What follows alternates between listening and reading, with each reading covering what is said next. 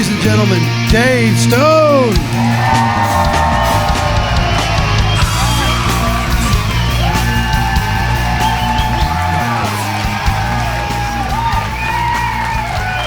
Okay. I don't know why I'm so violent, but thank you.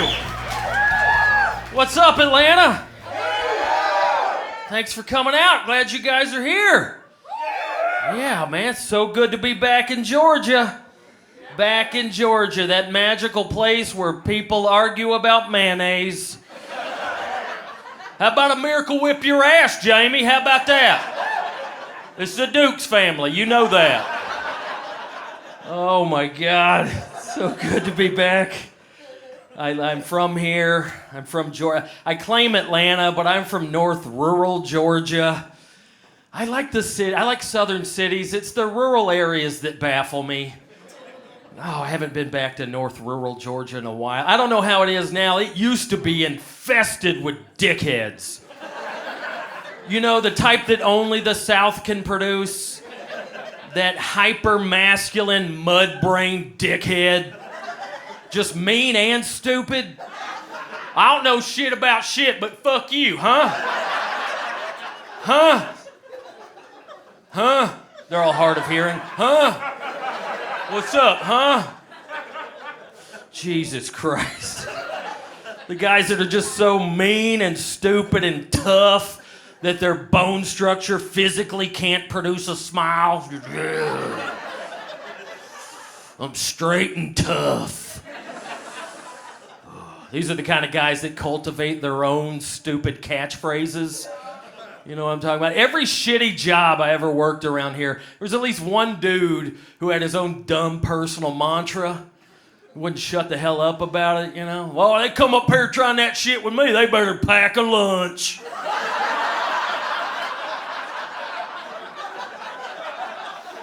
Boss man thinks I'm working on Saturday, he better pack a lunch. I love this one too. Not this old boy. Not this old boy. Vote towards my own interests. Not this old boy. Read a book. Not this old boy. Every now and then you'll hear a good one from like a sassy Southern dude. I love a good sassy Southern fella. They always got some zingers locked and loaded, you know? Hell, I don't know what to tell you. Shift manager outranks kitchen manager, and I'm the shift manager, so do that math, and don't forget to carry the one. All right. It is great to be back in the South. I've been traveling all over the South recently. I was in Louisiana recently. Got any Louisiana folks? Any Louisiana folks? Yeah, one dude, right on. It's a beautiful place. If you're thinking about visiting, be warned. They will make you feel like a world-class puss if you don't eat a bunch of weird shit. Good Lord, they love their wild game down there. Won't shut the hell up about it, man. I did a whole week of shows every night after every show, just fighting for my life. No, I've never had possum jelly. No, I'm not gay. Why would you ask that next? Yeah, man, we eat boar, we eat bear, we eat gator, we eat snake. You ever had Indian food? Gross! No thanks, dude. I did have some of that boudin. You guys know about that boudin? You go to Louisiana, you gotta get that boudin. If you don't know boudin, it's like a sausage's ugly cousin. As if sausage isn't gnarly enough. It's like crust punk sausage. I like any food where you're like, this is good, what's in it? They're like, ah.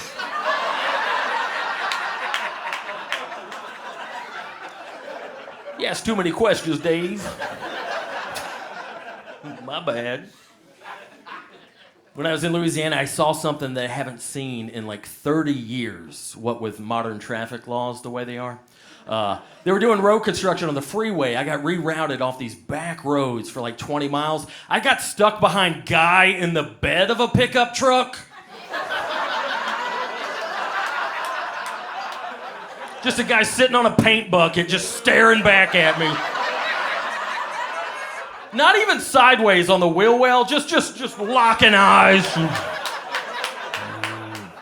Not making this up. Passenger seat, unoccupied. I don't know if there was an odor issue or what. Unless you're fleeing a tornado, why not wait till you could ride on the inside of a vehicle? I don't understand that. They also have something else in Louisiana you don't see much. They have rural pedestrians. That's bizarre. Like, we live in a city here, you know, there's sidewalks and stuff. It's pretty common to see pedestrians. This was the middle of nowhere. Just guys just walking around, stepping over roadkill, waist-high weeds. It's like the devil's rejects just wandering around. I saw one guy dragging around a muffler repurposed as a weapon.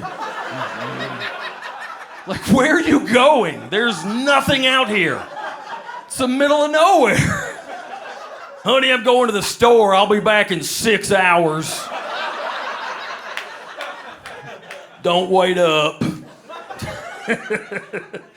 Oh, man, I do love the South, though. That kind of behavior starts early. I'm a product of the Georgia public school system. Yeah, well, maybe. I don't know. This is the finished product, so... You know, where little boys are raised with the expectation of not only being straight and conservative, but also just assholes. Just every kid I went to school with, just the meanest, dirtiest little lice-ridden fucker. Just beaten down from an early age. Just the despair on their face of like a divorcee with child support and alimony. You ever seen a haggard 10-year-old? I'm 10, fuck off. Ugh. Just grizzled children. Like, my elementary school was like a prison training ground. Just mean little fuckers. I remember this one kid sat right next to me. It was big back then to put bumper stickers all over your notebooks. He had like a purple Trapper Keeper, big red and white bumper sticker. I remember it so vividly. I heart cats, ... dead ones. Jesus Christ. Somebody keep an eye on that little criminal. We play mean games. We play swap licks. You guys remember swap licks? Yeah, some of you are educated. You don't know what I'm talking about. Swap licks is where you square off with your buddy and you recreationally punch the shit out of each other. I'm gonna punch you, you punch me. There's no beef. Nobody's mad. We're just bored. Just punch you, punch me. First one that winces is a sissy. Deal? All right. Let's go out in the yard and punch each other. Sometimes we'd have the same game, same concept, but just with fist. We call that bloody knuckles. You just hold your fist out, and your buddy just punches you in the fist. You punch him right back. Just an idiot pendulum back and forth. Just two fucking morons punching each other in the hand because we ain't learned to read yet. I remember we had this one kid in 5th grade, Tommy Childers. That's a great shitty kid name. Tommy Childers was a 10-year-old man. He was a dude. Tommy was just the man. Like Tommy, every day for lunch, Tommy carried his in an Igloo cooler. Not the little small custom personalized one that you can maybe squeeze a 6-pack in. The full size. The one meant to feed a whole construction crew. It was like 9 cubic feet of cooler. It was bigger than he was, just walking down the hall with his, like an AC unit with a handle, filled with tomato sandwiches. What kind of a fucking maniac 10-year-old is eating tomato sandwiches? He wasn't a vegan, he was just 65, I don't know. I think he had like a thermos full of black coffee. Like, Tommy just had this little man swagger about him. He was always wearing like muddy jeans and work boots and a wallet chain. It's like a Johnny Cash song come to life. He was the only one in our class who wasn't afraid to engage our teacher in adult conversations. Like, every day it was something new. Like, hey, Miss Rutherford, couldn't help but notice that your brakes were squeaking this morning. I'll be glad to take a look at that right after PE if you want to write me a hall pass or something. That's no lie. He used to fix cars in 5th grade. He would carry car parts in his backpack. Like once a week, we'd gather around his desk while he covertly showed us a used timing belt or a alternator or something. I think he was a veteran in the 5th grade. I think he'd already done a couple stints in the Navy. He had like a limp sometimes. He had like old man ailments. Oh my God. Oh, Tommy. I think he had a job. He was always mumbling weird job stuff. Nobody understood. Yeah, they trying to make me a supervisor down there at the cardboard factory. They say I gotta learn how to spell first, so that's the only reason I'm here. Damn union dues went up, now I ain't got no milk money. He was just a man. Tommy unknowingly taught me about sex. Oh, did he? It's not creepy if you're both kids. No.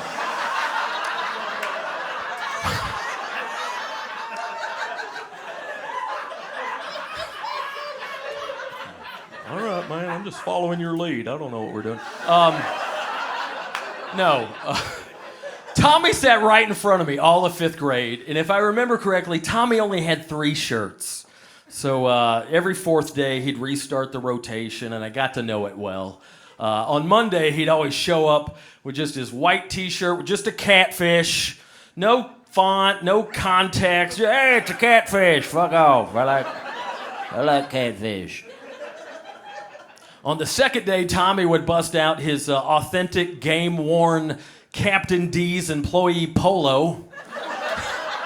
This thing was rad. It was like royal blue, had like a gold collar, like Captain D's embroidered on the right chest, Doug on the left chest. We all unironically thought that shirt was awesome. I remember one time I was like, man, where'd you get that shirt? He's like, cousin worked there. They fired him. He gave it to me. I was like, oh, man, that's pretty cool, man. That's like fast food vintage. Right on. And usually by Wednesday, Tommy would bust out his Big Johnson t-shirt. Oh, yeah, some of you know what I'm talking about. For those of you unfamiliar with the Big Johnson brand, it was a novelty t-shirt company marketed towards children, and it celebrated having a big old dick. Yeah! Big Johnson, wordplay, get on board. Now, there were dozens of variations of these awful shirts. They all featured Big Johnson himself. He was the main character. This little dweeby, little cartoon fella, little skinny nerd type dude. And he was always surrounded by a couple of voluptuous cartoon women. And in each one, he found himself in a different phallic situation. And they were all done in the form of like a print advertisement for a fake company. And they all had a terrible sexual innuendo written at the bottom. It'd be like, Big Johnson Landscaping Company, going deep in the bush to get a little trim. Just a weed eater coming out of his pants. Hey, buzz, buzz, buzz. It's my dick. The weed eater's my dick. You get it? Big Johnson Fire Department, she'll get wet when she sees the size of your hose. Caconk. The hose is my dick. It's always my dick. Big Johnson Casino, liquor in the front, poker in the rear, 2-foot stack of poker chips. Teachers, administrators, completely fine with this. One time they sent home a kid for wearing a Guns N' Roses t-shirt. Oh, that's the devil's music. I gotta go home and change. But big old cartoon dicks, that's fine. At least it means he's straight. That's what we're trying to instill in the Georgia public school system. Way to go. Oh, jeez. Speaking of which, I'm trying to rid my masculinity of all its toxins. Been working on that. A lot of my friends are confused. Talking about a Muslim, I can't be a dude. Can't be a guy. Like, I get it. I'm a dude. I like being a dude. I like steak and punching as much as the next guy. But if I'm being honest, my software could probably use an update, you know? And I don't know, man. I don't know really the ins and outs of it. I think it's just as simple as just don't be a shithead. Really, it's just don't be a shithead. Just treat women and everyone with respect. Just don't be. I'm not trying to preach, but it's pretty simple. Just don't be a dickhead. It's really that simple. For me personally, I think I figured out a formula. I think it's as simple as me behaving the way I did when I was 7, not 17. A lot of weird changes in that 10-year gap.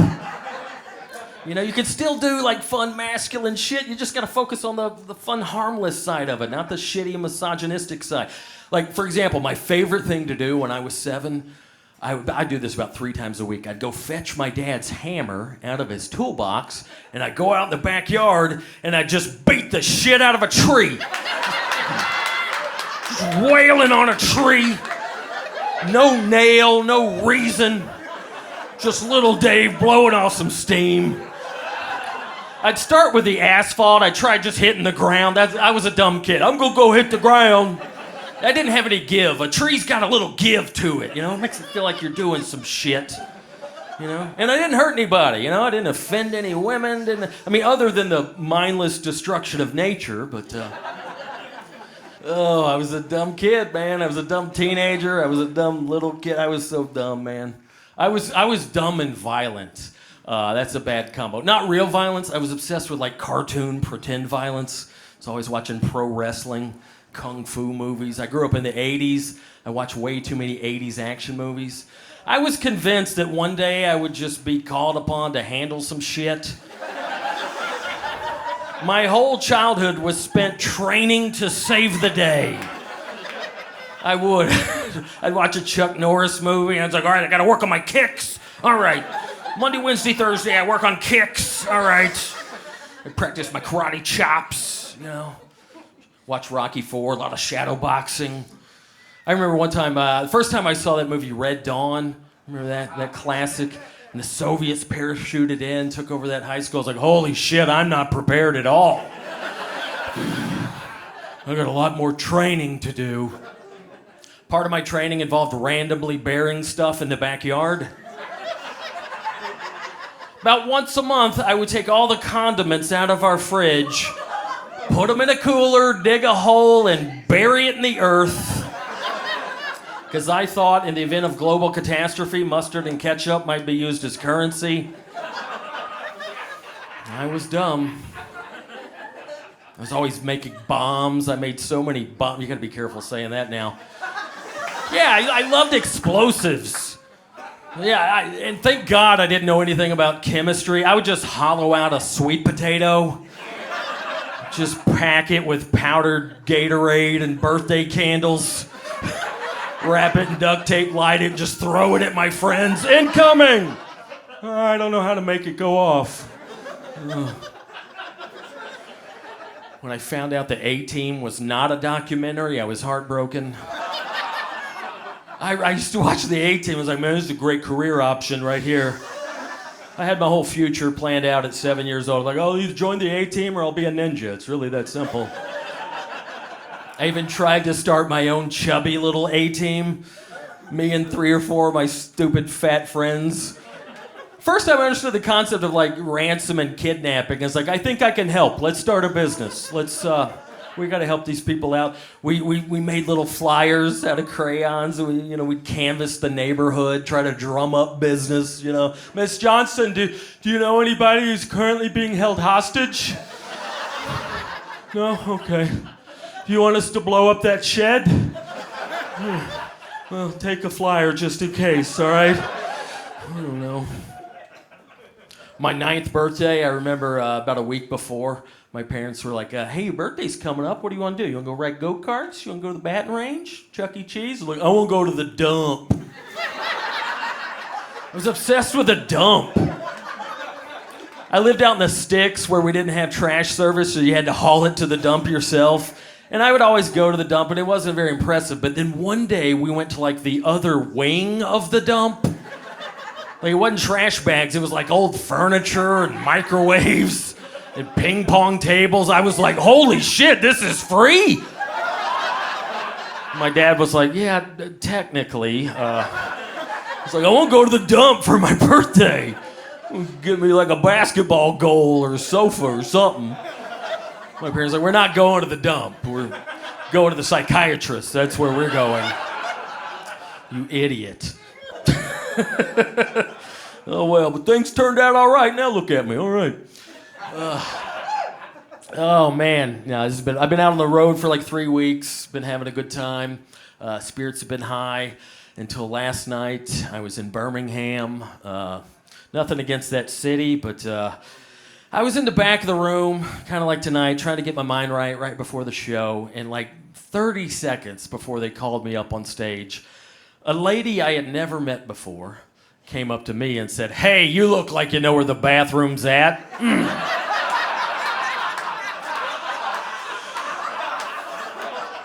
I do? That's the vibe I give off? The bathroom? I get it if she was busting balls, like, "Hey, chubby, point me to the nearest Arby's," but the bathroom? You, sir, look like you might have to shit at a moment's notice. Oh. Thank you, total stranger. That's good for the self-esteem. Oh, I have been trying, though. I've been trying to lose weight. Oh, it's so difficult. It's so hard to lose weight. I've tried everything except diet and exercise, but it's rough, man. No, I've been working on the keto and the intermittent fasting. I'm not, believe it or not, I'm not too disciplined. I still afford myself a cheat day every now and then. Oh, it's the best day, the cheat day. By the way, not really a cheat day if it lasts 72 hours, but here's what a fat doofus I am. Last cheat day, I got a hold of a bag of chocolate-covered almonds. I got a hold of a bag. They fell off a truck. I purchased a bag of chocolate-covered almonds. Ooh, the sweet and the salty. Oh, it's so good. And I was really just in the zone. I was just dominating this bag. I was just mowing through them like time stood still. I was just, oh, thank God it's cheat day. And in my fury, I ran across an almond that didn't have any chocolate on it. And just instinctually, without even thinking, I was just like, ugh, and tossed it aside. Really? You fat idiot, you can't just eat an almond? Nice try. This nut ain't got no candy on it, no thanks. And I like almonds. Not on cheat day. That would be wrong to eat anything healthy on cheat day.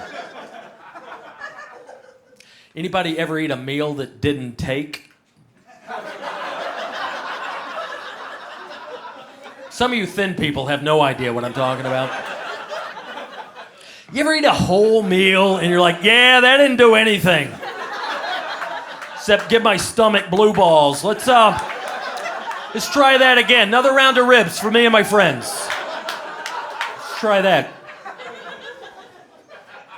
I've even tried to research the science and psychology behind overeating and poor nutrition and bad diet and stuff. And I'm learning a little bit, but I think for me personally, I've learned that it really all boils down to, I don't like being hungry.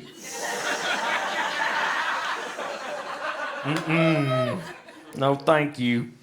My tummy's lonely and it needs his friends. Get in there and mingle, little buddy. No, I am trying, though. I bought a treadmill this year. That's exciting.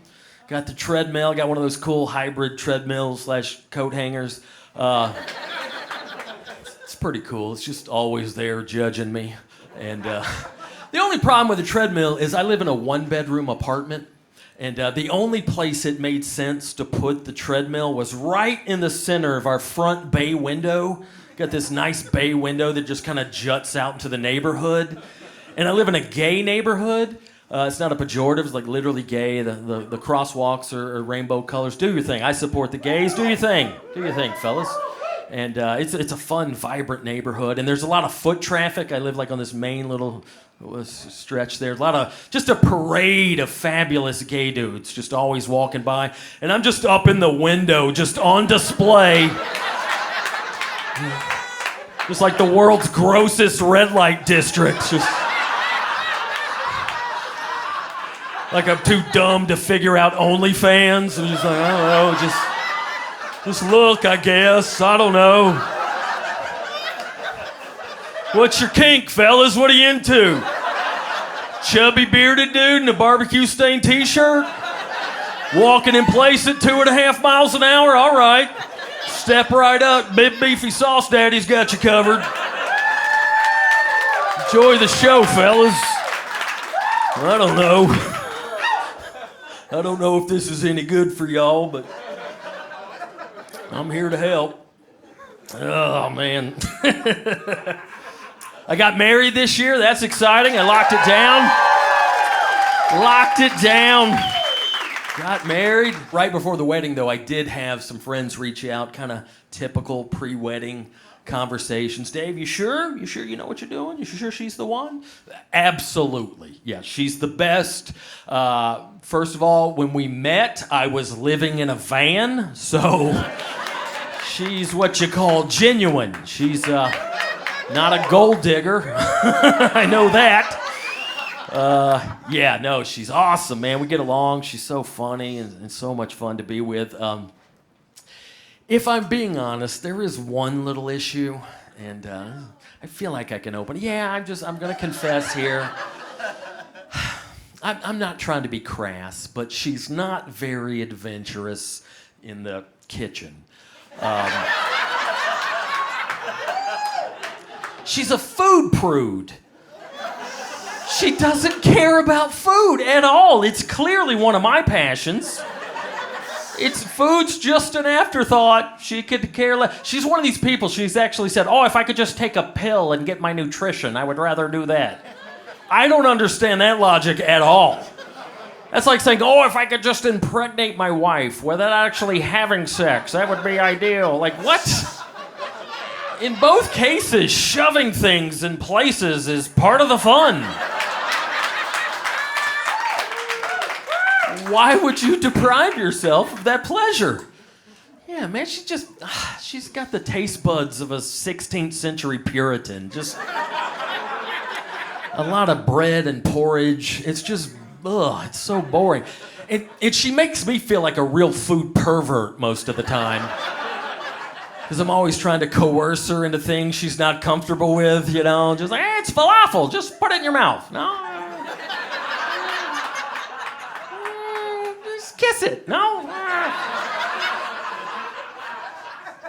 And I'm not trying to be petty, but we're married now, and we're going to be eating together every day. And she's the only woman I'm allowed to eat with for the rest of my life.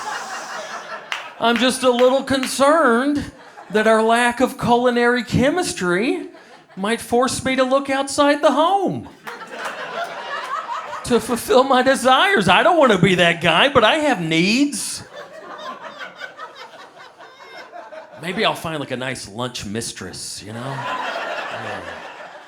Nothing romantic, nothing physical. Maybe like a heavy-set Russian grandma, Like thick calves and a hearty appetite. Somebody that can really appreciate a good buffet or burger pop-up, David, get in truck. We go to Sizzler. Yes. Okay.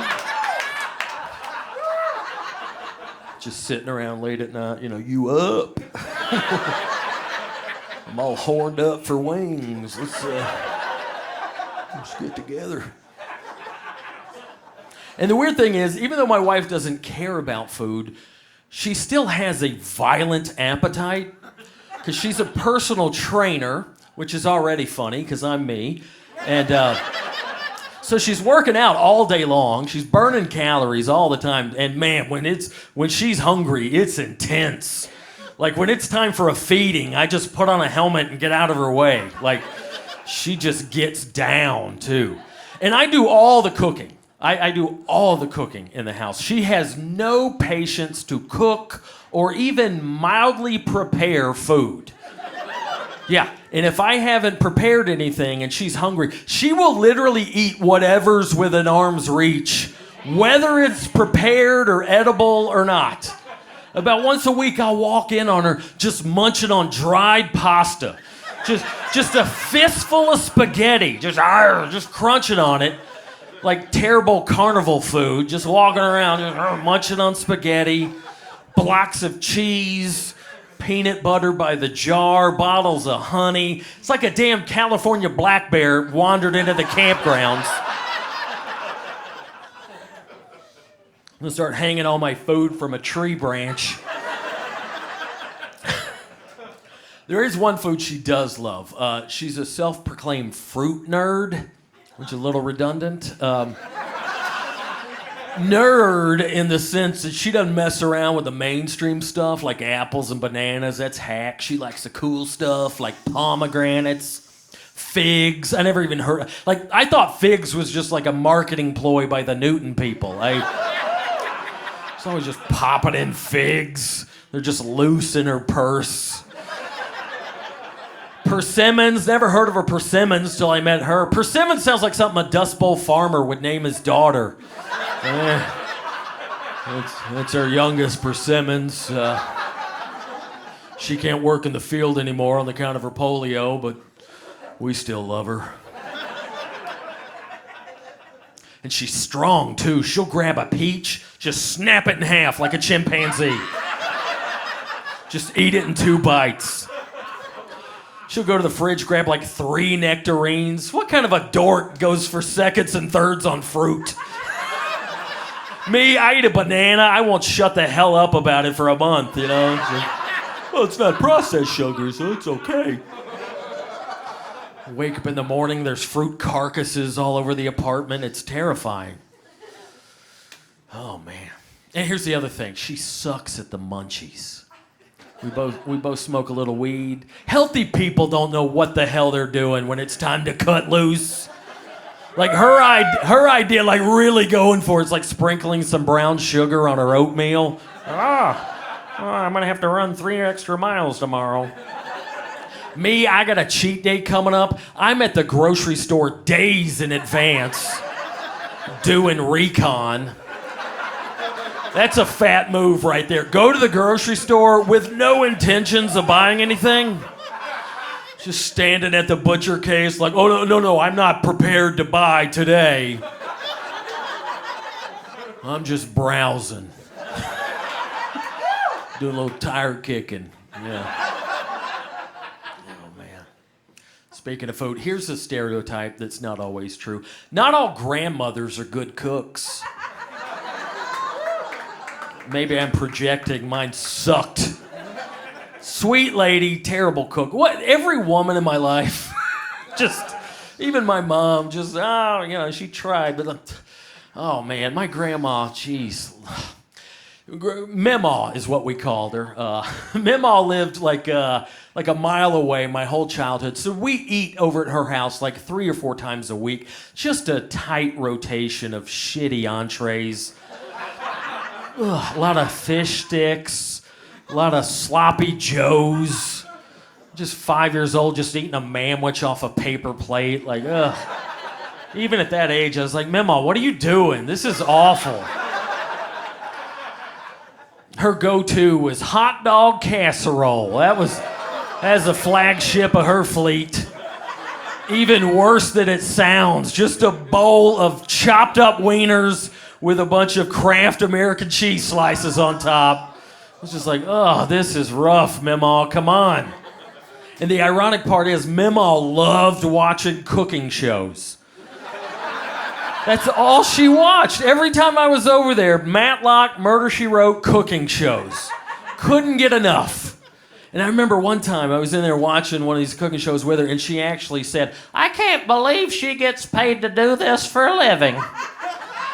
I can't believe she gets paid to cook on television. I'd like to do that. Really? What would you do with a cooking show, Meemaw? I would have loved to have seen that train wreck on the Food Network. Welcome to supper time with Meemaw. What camera do I look into?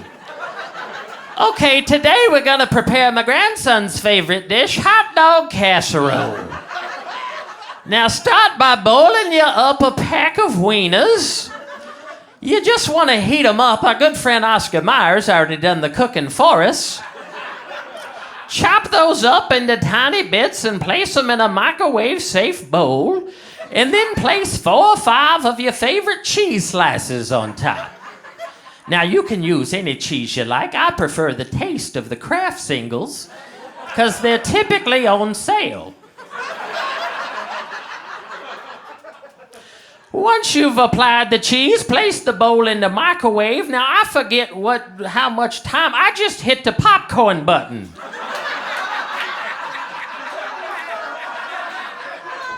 Now, in the event that your microwave does not have a popcorn button, you can simply sing one of your favorite Baptist hymnals.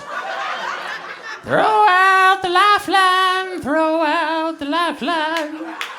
Someone is drifting. Bing! Okay, it's ready, David. David, get in here. Your hot dog casserole's ready. David loves his hot dog casserole. Gobble, gobble, gobble all day long. We get back from commercial break, we'll prepare his other favorite dish, hamburger steak. Here's a secret, it's just a hamburger without the bun. And for dessert, an assortment of hard candies. This has been supper time with Memo. Run along, little David. Thank you. Rest in peace, Memo. Great woman, terrible cook. But, yeah.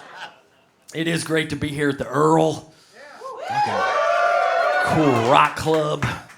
Seen a lot of cool shows here, man. I was in Nashville last week and I saw some shows.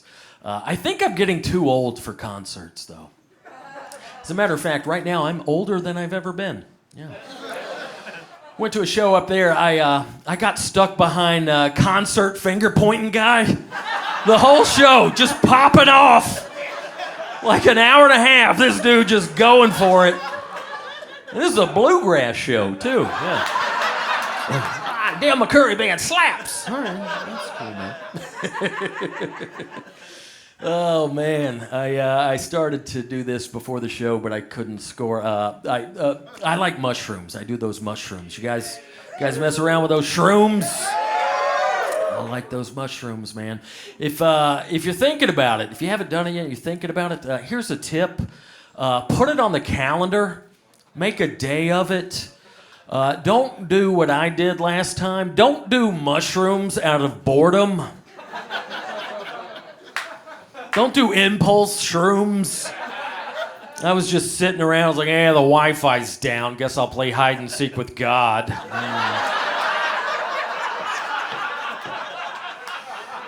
I'm bored. I took a hearty dose. I walked to my local public park.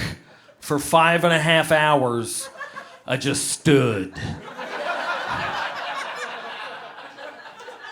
Beautiful park, puppies everywhere, people jogging. There's a guy who may or may not live in a van just tripping his dick off.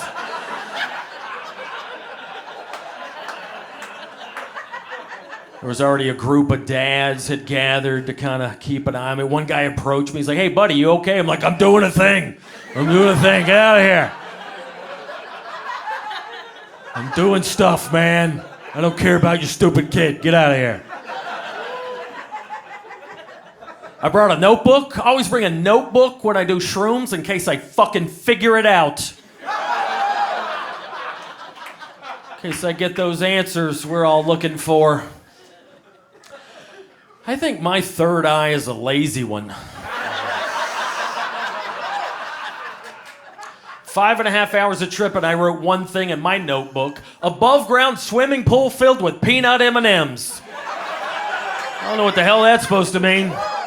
That's what I wrote in my little notebook while I was high on drugs. Good job, Dave. I'm in my 40s. I'm still learning about my body. Ugh, that's gross to say out loud. No one wants to hear an adult explore his body.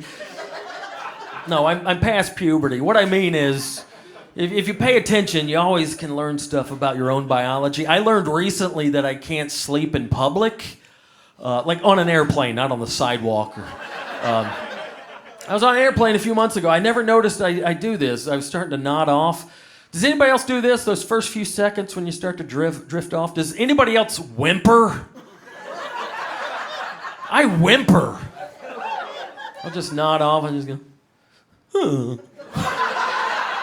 What the hell is that?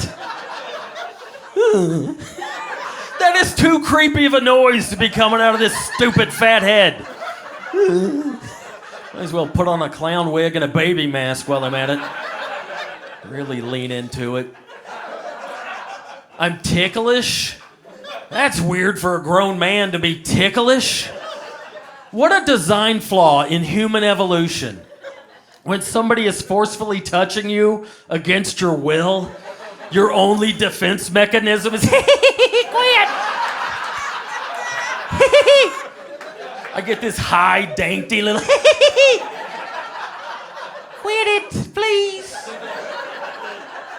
I guess it'd be weirder if it was like a deep register, like, ho, ho, ho, quit it, I'm ticklish. Ho, ho, ho, stop it. Stop that.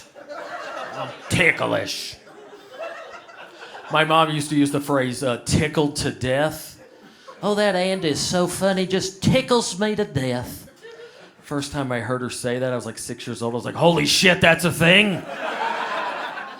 My whole childhood, I was convinced that one day the boogeyman would just jump out of the bushes and work me over. Ah! I hyperventilate, piss myself, and die. What a horrible way to die. Oh, David got tickled to death.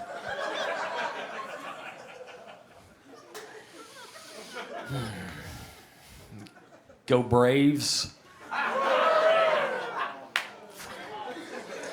Philly shouldn't have even been in the playoffs. 14 games back, third in their division. Brr. Oh, I just splashed on my face. That could be weird out of context. No, I'm a Braves fan. I love the Braves, lifelong fan. I was in Atlanta Fulton County Stadium in 1986 when Bob Horner hit 4 home runs. Yeah, a guy who looks like he runs an underground puppy mill. Got 16 total bases that day. Yeah, I've always loved the Braves. Just now I realize I guess our entire organization is racist. You know? I get it, you know, the Native American thing, the Braves, you're not supposed to use a group of people as your mascot. Can't do the tomahawk chop anymore. People don't want you doing that. It's demeaning to Native American culture. I get it. I'm not trying to defend it. It is racist, if you can technically. My point is the tomahawk chop, racism aside, it's still mimicking chopping a human being in the skull. No one seems to have a problem with that. What do they think this is? This is grisly close-range murder with a bladed weapon. You're celebrating a base hit by pretending to scalp someone. It's a little intense. No one complains about that. I remember a few years ago, it was national news when some school kids got suspended for making finger guns. Bang, bang. Not even bringing a gun. I get that. Just making the finger gun. The tomahawk chop is way worse than finger guns. The tomahawk, the Native American tomahawk, it took weeks to carve out of jawbones. So not if, but when you have to stave off manifest destiny, you got a trusty tool to grant the white man a swift and gory demise. It shouldn't be seen as some family-friendly tradition in the name of team spirit. It's so violent, especially out of context. Imagine somebody going to their first Braves game, they show up late in the third inning, just 50,000 people. Whoa! Whoa, what kind of murder, death cult bullshit did I walk into? Uh-oh, runners in scoring position, bottom of the ninth. Cut his fucking ear off, Acuna! Whoa, just a nice day at the ballpark. Peanuts, Cracker Jacks, and splitting a person's face in half. Go Braves. I got a solution to the whole problem, all right? Hear me out, all right? Instead of naming your mascot, your team, after a group of people, why not be one of the first teams to name it after a specific person? It's right there, face of the franchise, Hammerin' Hank Aaron, the Atlanta Hammers. You keep the colors, you keep the A, change Braves to the Hammers. The tomahawk is basically a hammer, right? Guess what? You could still do the chop, but now we go close-fisted, and it's the swing. You can even keep the melody. Swing, swing your hammer. Swing, swing your hammer. And you can even practice in the backyard, just wailing on a tree, you know? Hey, go Braves. Anybody from the Braves organization watching, you can use that, but I want season tickets for life. It's right there, Hammer and Hank Aaron. Oh, man, when I'm not watching baseball, I watch a lot of Bigfoot shows. You got any believers here? You guys into crypto? Zoology? Yeah? Yeah, Squatch, Chupacabra, Alabama Devil Pig, anybody? No? I believe, man. I believe in Bigfoot. I really do. I also believe pumpkin pie is a vegetable, so what the hell do I know? I want to believe, man, I want the study and the search for Sasquatch to be considered science and not folklore. But man, some of my fellow believers are really hurting the cause. Why is it always the biggest goofy mouth breather who sees Squatch? I was watching one of the shows the other day. They were interviewing this dude who'd seen a Squatch. Man, they had to subtitle English. That's so discouraging. In America, technically speaking the language, we still need some help. Just type that shit out. Because you can't understand what the hell they're saying. This guy was like, well, I was out back burning trash, and I stopped to go inside to make a jelly sandwich, and I saw this hairy sumbitch standing by the trampoline, must have been 9 feet tall. And that's the footage they actually used. Can you imagine the stuff that fell on the editing room floor? Just a guy rambling about nonsense. Yeah, Piggly Wiggly's got the best prices. But I heard they fired their dairy manager for changing the expiration dates on the milk. From 11-day expiration to a 14-day expiration, something to do with his bonus structure. Did you see Bigfoot or not? What the hell are you talking about? Sometimes you can tell the host of these shows gets so frustrated with these goobers that they will just start telling their story for them, but in the form of a question. You know, like, Cecil, isn't it true that this farm has been in your family for 5 generations, and you and your father and even your grandfather have all had separate encounters with an unknown bipedal creature? All right, thank you for sharing your story. Is that a wrap on Cecil? Are we done with him? Jesus Christ. I saw something back there hooting and hollering. I don't know what the hell it was. I shot him, man. I don't know. You ever had Bigfoot chili? That's good stuff.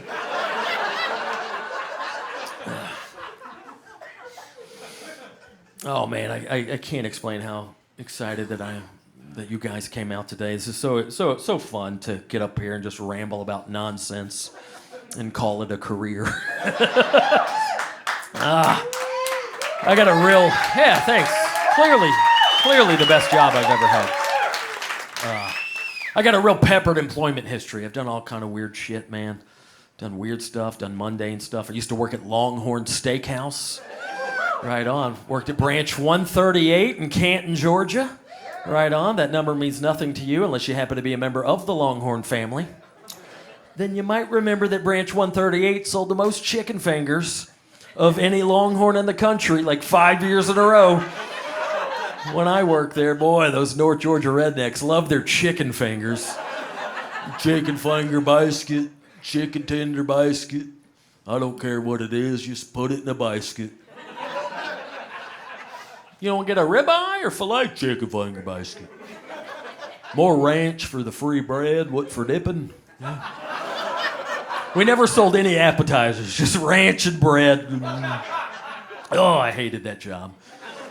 I was so bad at it too. I was always having to like crack jokes, play little practical jokes to kind of keep me from, wanting to kill myself. One of my favorite little zingers. We got any restaurant folks, any service industry folks? Right on. 86. 86 is code for we're out of. Kitchen runs out of something, they'll tell the waitstaff, hey, 86 out, we don't have any more, don't sell any. Every night we would run out of baked potatoes. Every night. Those North Georgia rednecks just dip them in ranch, swallow them whole. like a redneck vitamin. And, just love the baked potato. And every night, somebody from the kitchen would yell, 86 baked potatoes, and then I'd hop up and go, that's a lot of baked potatoes. Never got a laugh. That's a solid restaurant joke. Never got a laugh. My favorite little joke to do, what I would do, I do this about 3 times a week. This is my favorite thing to do. All right, at Longhorn, like a lot of restaurants, you go there on your birthday, you tell them it's your birthday, you get a little free dessert. A little key lime pie, a little brownie a la mode, good time. But not only would we hook you up with a free dessert, we would sing for you the Longhorn birthday song. Yeah, not happy birthday. We had our own nice little birthday song. Went like this: fried chicken, country hog, it's your birthday, hot dog. That's a fun one right there. That's a good time right there. So the way it would go, all right, let's pretend, you guys are my table. I'm waiting on you guys. I find out that it's your birthday. As your server, it's my responsibility to go in the back and round up the birthday posse. Yeah, birthday posse was just me and 6 or 7 other pissed off minimum wage employees. We'd have to gather in the kitchen, right? I'd have to get everybody together, and then I'd have to lead us out of the kitchen into the dining room, marching and clapping in single file.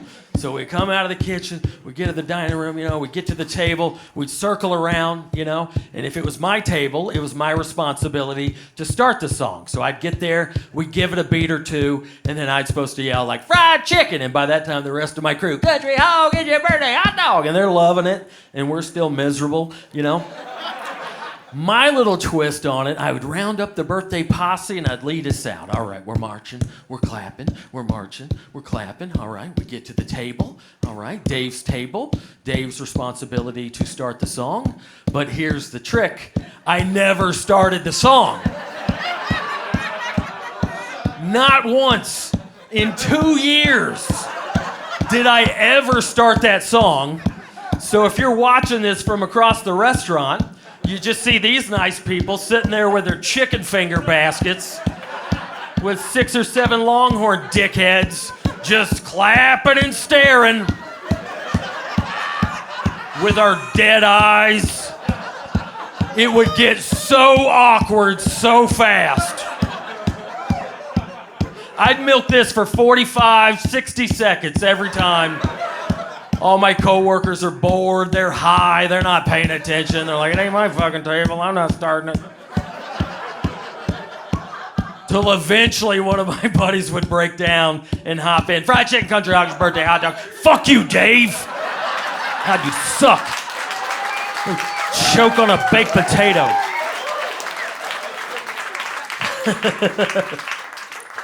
In hindsight, one of the best jobs I ever had. One of the weirdest jobs I ever had, for some reason, when I was 19 years old, I was hired to be an undercover security guard at a grocery store in my hometown. I was deep cover in the small town in which I lived.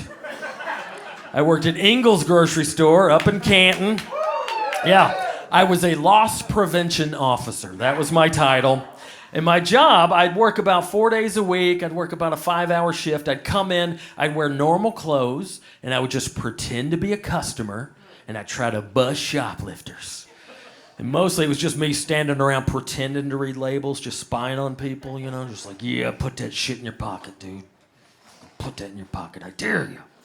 I'd hang out at the magazine rack, thumbing through wrestling mags, just watching the entrance, just profiling the shit out of people, Don't get tense, it was all rednecks, just, uh-oh, there's a juggalo, all right. Better head over to the soda aisle. The guy who hired me, he's like, hey man, don't tell the staff what you're up to. We have a lot of employee theft issues. I want you to keep an eye on them as well. They figured that shit out in like 2 days. They're like, hey boss, who's the guy who's been here since 9 a.m. every day this week? Who's that guy? They'd come up, be like, sir, can we help you? I'm like, no, I'm good. Just got a lot of coupons today. I know I've been here for 5 hours, but just a lot of mouths to feed. Wasn't supposed to tell my friends what I was doing. My friends would come in all the time, buy cigarettes. They're like, Dave, what are you doing? You're here every time. What a loser. What are you doing? Like, walk away. I'm in too deep. Walk away. You're going to blow my cover. It's like the shittiest Scorsese movie. I worked that job for 6 months. I made one bust. I sucked. I was 19. I didn't care, right? All right, long story short, it was this kid I went to high school with, this kid named Grady. Everybody in school knew Grady. Everybody in town knew Grady. Really, just one of the sweetest, jolliest kids you ever want to meet. Just a good-hearted fella. Unfortunately, Grady was mentally challenged. Not severely, but enough that he was in special classes. And, you got to be nice to those folks, right? Everybody was cool with Grady. He was a sweet kid. He was always in the homecoming parade every year. He was like leader of the pep squad. He was always at the pep rallies. Just a great dude. And Grady's favorite thing in the world was playing tag.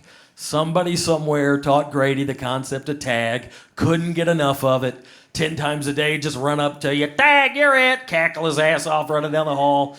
You're supposed to play along. Oh, damn it, I was it yesterday, Grady. Come on. So anyway, this is a couple years after high school. I hadn't seen Grady in a while.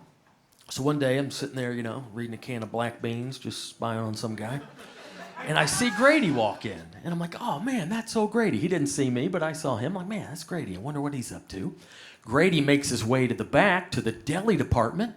And I could tell that he's striking up a conversation with our sweet little old lady of a deli manager. They're talking. Eventually, she reaches under the case, grabs a big hunk of something, starts slicing it off on that cool slicer, puts it on the scale, prints out the price tag, puts it on the bag, hands it to Grady. Now, as you guys know, you're supposed to take that stuff up to the front and, pay for it. Grady grabs his bag of whatever and just briskly starts walking towards the exit. And I'm watching this go down. I'm like, oh, man. I don't want to bust Grady. Surely he's not. I mean, maybe it's Grady. He doesn't. Nope, he's leaving the store. Oh, shit. So by law, we had to wait till they actually left the premises before we could do anything. So he leaves, and, I kind of follow him out on the sidewalk, and just as friendly and non-threatening as I could muster. I'm like, this is Grady, come on. I just said, hey, Grady. And then Grady looked back at me, and without hesitation, Grady fucking bolted. Just boom! Like he's stealing a base, just out the door. I freeze, I panic. I'm like, what do I do? Do I give chase? Do I let him go? It's Grady. And then I'm like, you ain't done shit in 6 months, Dave. Now's your chance to shine. Fall back on your training, Dave. So I run out the door. First thing I yell, I just said, Grady, don't make me do this. I don't know what the hell that's supposed to mean. So Grady's hauling ass down the sidewalk. He doesn't run out towards the parking lot. He's running down the sidewalk towards Walmart, just hauling ass, screaming back at me. She said I could have it. She said I could have it. I'm not making fun of him, just how he talked. And I'm thinking, no, the hell she didn't. I saw that go down. I saw it. Oh, man, she didn't say you could have that. So I give chase, and we're running, and we're getting closer and closer to Walmart. Now I'm thinking, whatever happens, I got to catch up to him and track him down before he gets into Walmart, because that's not my jurisdiction. I don't know their policies. I'm not familiar with the floor plan. Plus, that's the last thing I need is some yakety sax bullshit of me chasing a mentally challenged kid through Walmart over a bag of bologna. So I'm like, I gotta catch him before he gets into Walmart. My intention was to chase him down, wrangle him by the shirt, us both coast to a slow roll, no harm, no foul, right? I chase him like 80, 90 yards all the way down to Walmart. I'm hauling ass, he's hauling ass. I get like 5 feet from him. As soon as I reach out to grab him, for some reason, in a full sprint, Grady stops on a dime, turns 180 right into my line of fire. I couldn't stop. We collided. Boom! I destroyed Grady. It was a violent collision. He was like a wiry Bucko 5. I was me, even back then. Just Lawrence Taylored his ass all over the sidewalk. Like it was rough. He busted his elbow, like skint his elbow. Blood's everywhere. A crowd has gathered. They're gasping. I feel awful. He's on the ground, like laid out crying. She said I could have it. I'm like trying to plead my case to the mob. Like, oh, he stopped short. I didn't mean to do that. Like, he stopped. I couldn't help. I help him up. He's crying. I'm like, oh man, I'm so sorry, buddy. I grab the bag. I look at the price tag, $0.05. A nickel's worth of cheese. One slice of cheese. Oh shit, she probably did say you could have that. I don't know what to tell you, buddy. Tag, you're it. Mentally challenged or not, we don't play that shit at Ingles. You take that down to Kroger. Promptly terminated. Not supposed to physically assault mentally challenged kids over literally a slice of cheese. I have to leave that one off the old resume.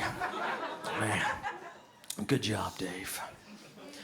In a weird way, I guess that job prepared me for a job that I would have about 4 years later. I've been doing comedy a while. Here's a little peek behind the curtain. Sometimes you run out of shit to talk about. So you gotta go into the closet and dust off some skeletons. I was a cop for 4 years.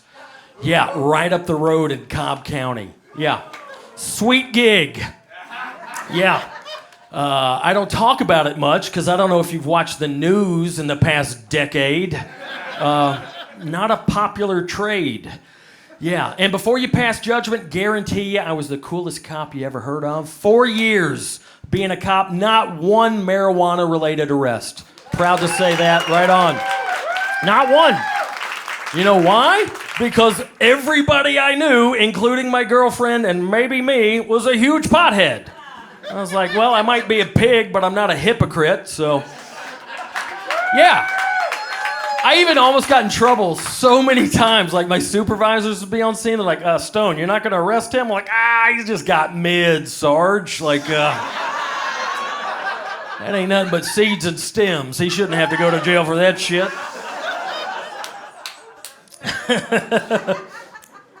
But yeah, I don't talk about it because I don't have any good stories. I never fired my weapon, never caught a bank robber. I did, on more than one occasion, run lights and sirens to go take a dump. Yeah, there's an abuse of power you rarely hear about. Yeah, did that all the time. That's the only thing about the job I miss. Yeah, we've all had to pull over when a cop goes screaming by, lights and sirens, or as we called it, running code. Well, most of the time when a cop is running code, they're probably going to an emergency. Sometimes I just gotta take a shit, I remember one time I was taking a burglary investigation. This little old lady, somebody had broken in, stolen her VCR, Golden Girls commemorative plates or whatever. And I'm in there dusting for fingerprints, pretending to care. And I get a little rumble in the old tum-tum. And I faked a higher priority call just so I could leave. Just out of nowhere. 3113, that's a 10-4. Ma'am, I'm sorry, we've got an armed robbery in progress. I gotta go. Hauling ass all the way across town, back to the precinct, blowing through red lights, altering the flow of traffic, just because Officer Stone couldn't resist Arby's 5 for $5.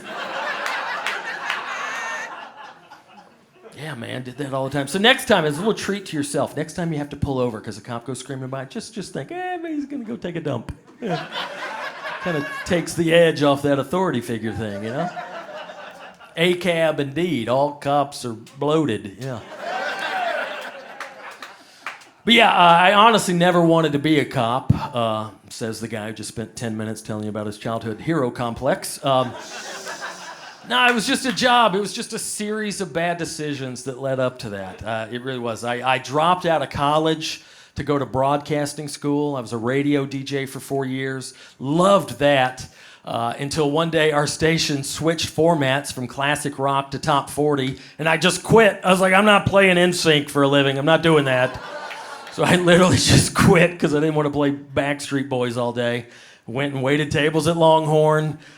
Did some landscaping, even applied at the fire department at the same time I applied at the police department. They both tried to hire me, but I went with the police department simply because they made 35 cents more an hour.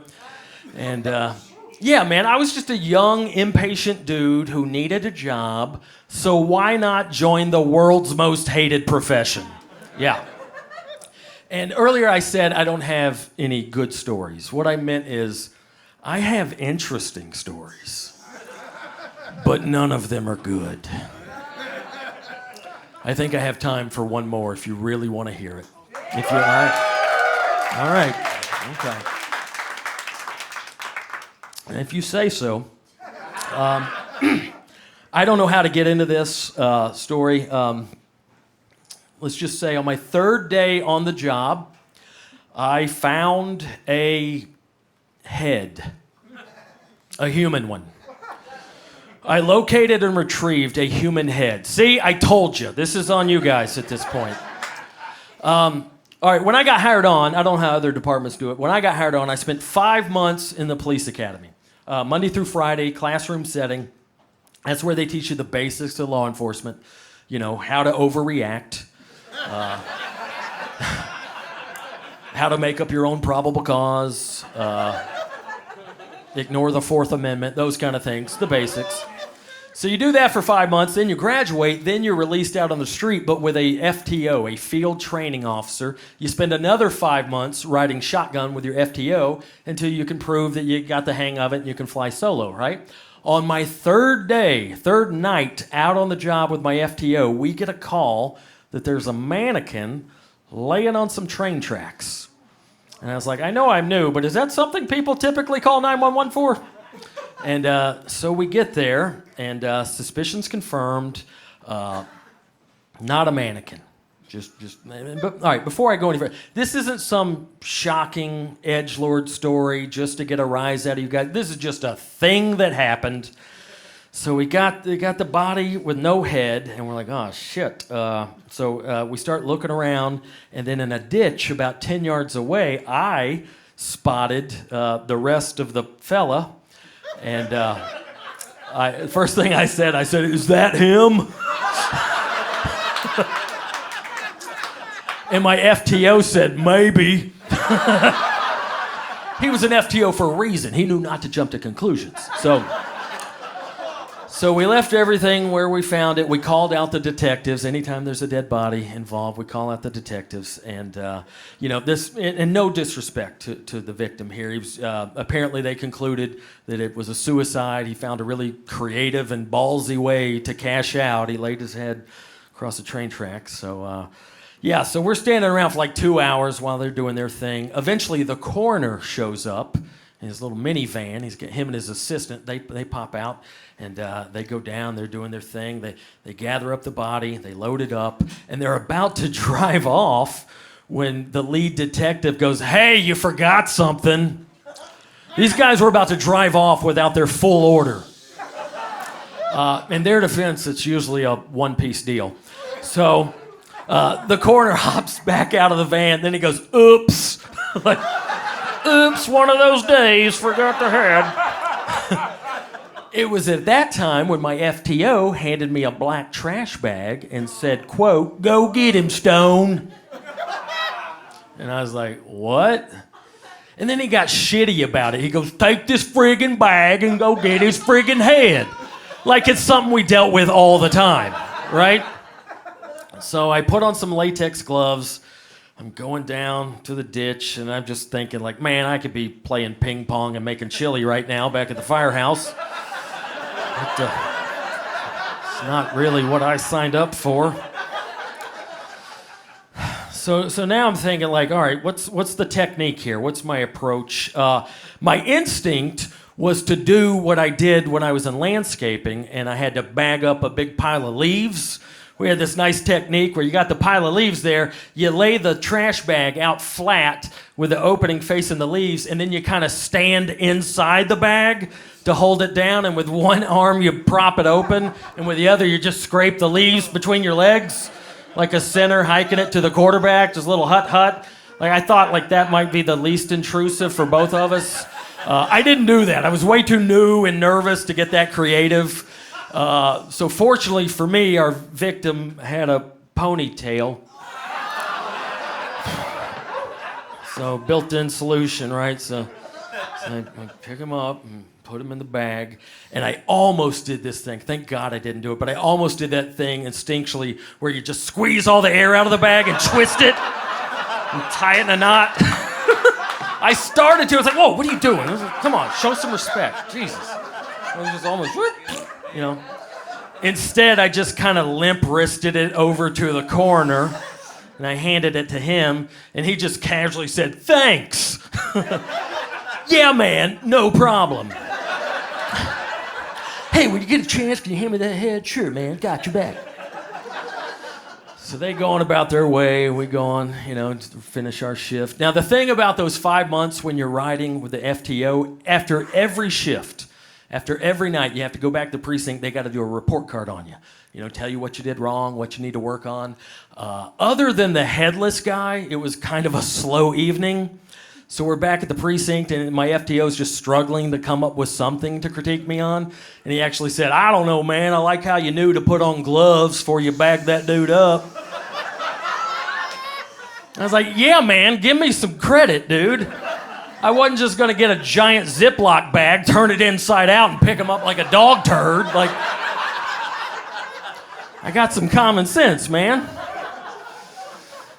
Yeah, and I'm in that weird exclusive club. I'm one of the few people that knows what that feels like. I guess that's what they call life experience.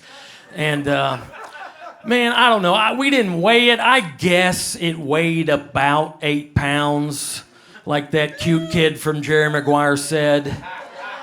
But what that little dude didn't mention is when you're carrying a human head in a trash bag on your third day of a job you didn't even want, all the bad decisions that lead up to that moment make it feel a lot heavier. That's enough for me, guys. Thank you for coming out. I love you, Atlanta. You're the best. Thanks for coming. Y'all have a great night.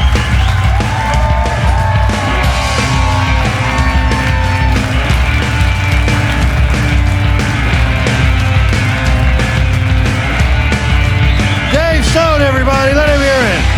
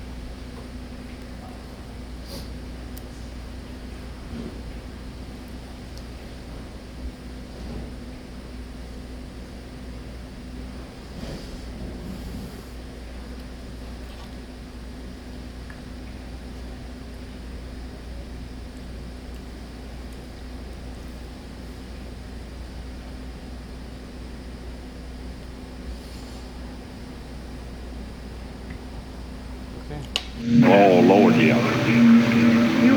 Okay, thank you.